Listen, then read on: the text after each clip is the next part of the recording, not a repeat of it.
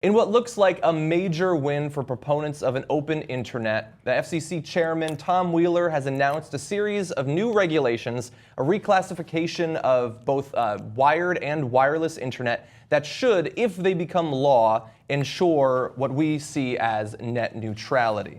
Now, there's still a lot that can go wrong to derail the process, but this is a big win for those of us who work on the internet or just want to consume media and news from the internet. So he tweeted this out: "It's time to put in place rules to preserve the hashtag open internet that has become an indispensable part of our daily lives."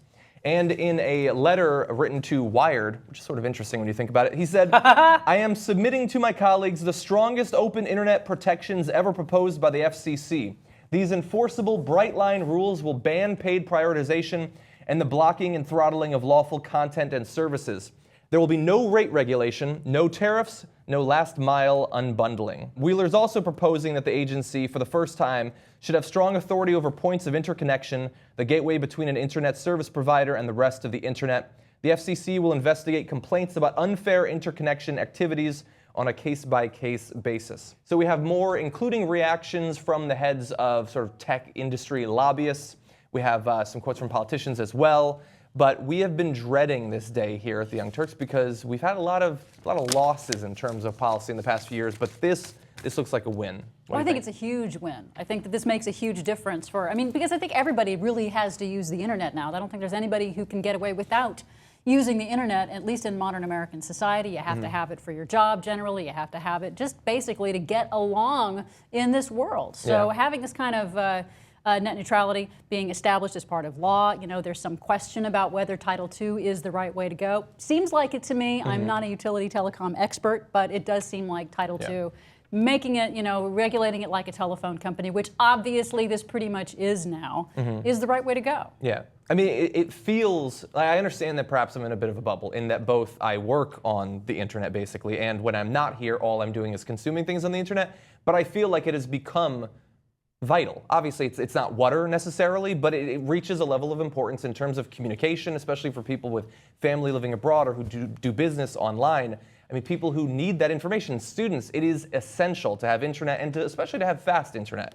And so I feel like regulating it as a utility seems like the right move. And the fact that the major telecoms and the ISPs don't want it to be regulated that way implies to me that they're on the right path.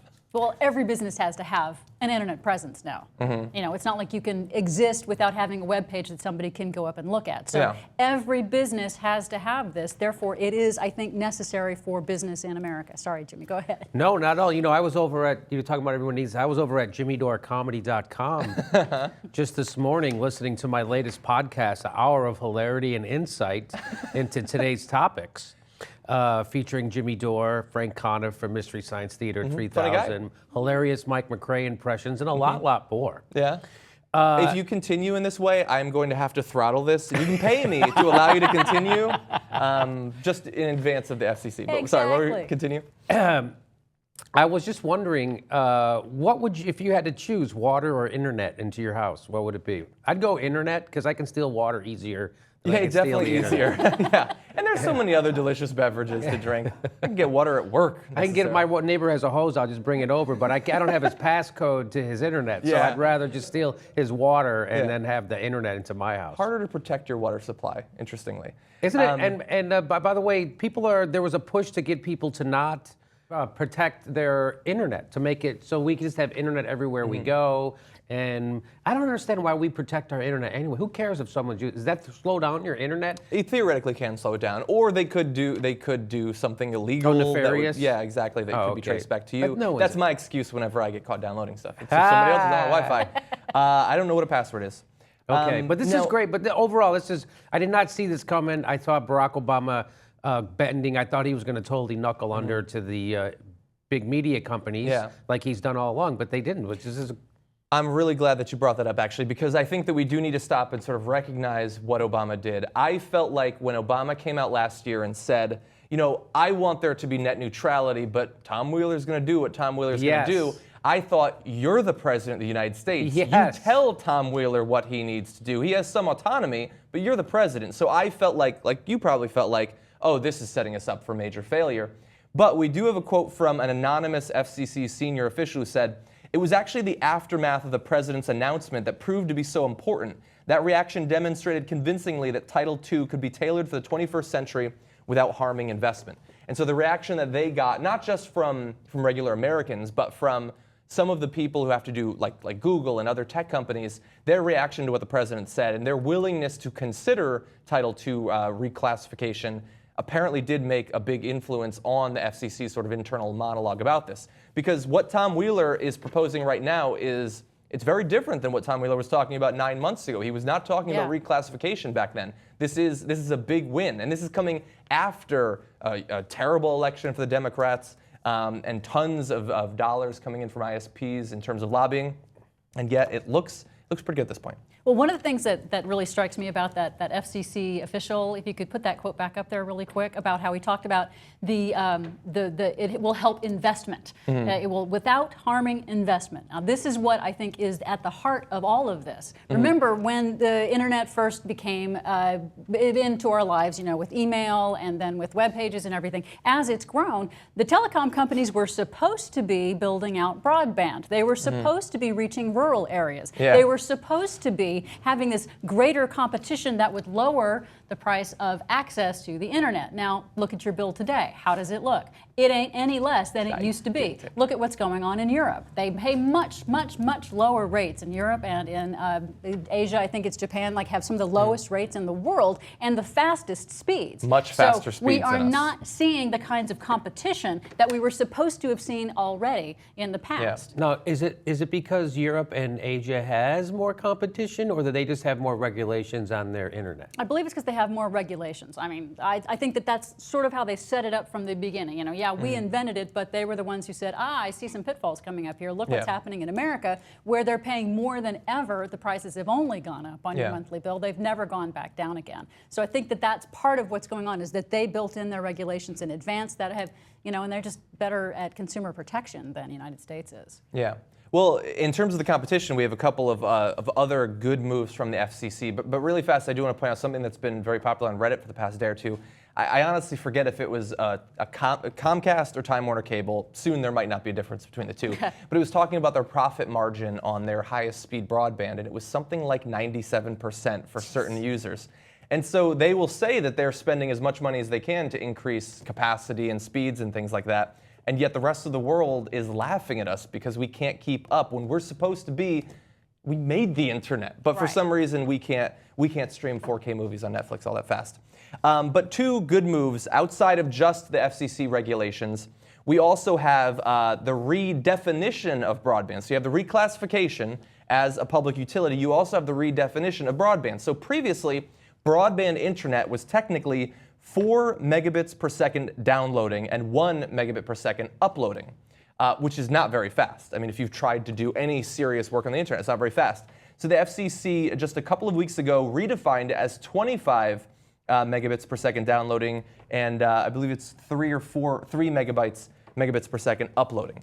And that is extremely important, because up until this point, whenever the ISPs talk about competition and how many markets they compete in terms of broadband, they get to make it seem like they're competing all around the country, because the definition is so low, the bar is set so low, that they're competing with legacy dial-up and things like that. Yeah. So it's not actual competition. Now, because the number is going to be much higher to reach that threshold, their apparent level of competition is going to be much lower, and so they're going to have to do more work to be able to convince the FCC that they're doing what they can to compete.